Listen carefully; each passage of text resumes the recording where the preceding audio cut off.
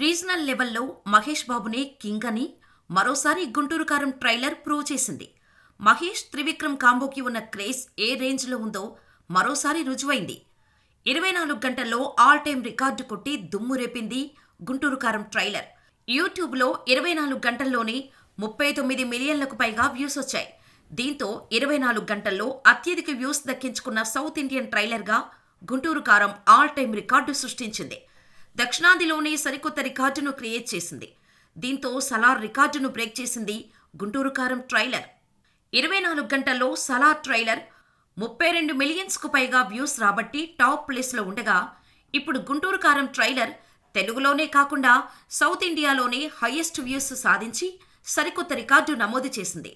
దీంతో super star fans full ఖుషీగా ఉన్నారు.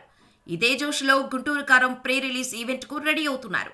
ఈ రోజు సాయంత్రం 5 గంటల నుంచి గుంటూరులో భారత్ పెట్రోల్ బంక్ పక్కన ఉన్న నంబూరు ఎక్స్ రోడ్స్ గ్రౌండ్లో ఈ వేడుక జరగనుంది.